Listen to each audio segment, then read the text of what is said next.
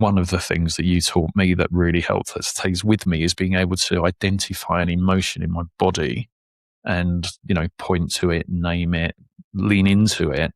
And that sort of process takes away, that's a diversion from the inner critic in the mind.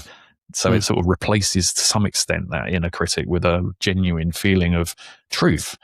And at that point, once you see that and get better at that, because that's a practice, right? That's not something that I could do to begin with at all. I don't think it took a few years of work with you to get that working.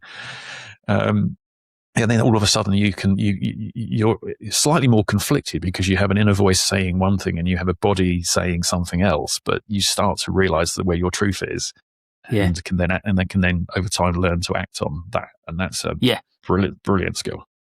And I think if I go back to the metaphor that I began with, which is the metaphor of the permission to look in the mirror, what you're doing is effectively accessing information that was there.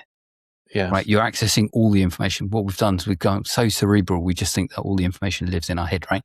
And so we're accessing information that already exists, but just seeing it now. So going back to the mirror metaphor. Yeah, nice.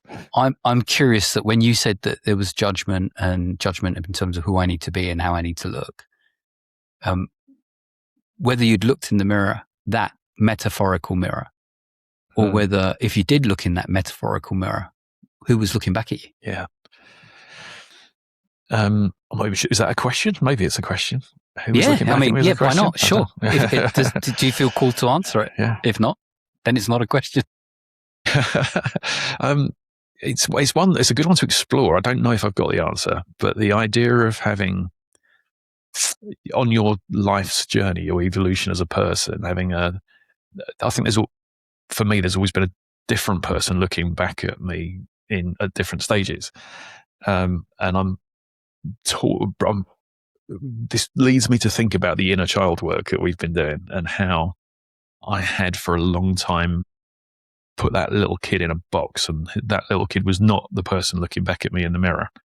And that was a disservice to both me and him, and more recently I've been able to include little Bell's,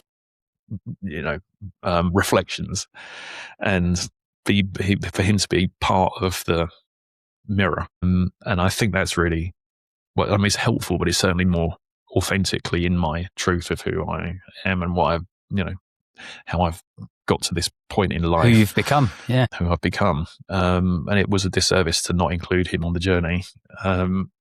So yeah, that's I guess you get to choose who's in your mirror.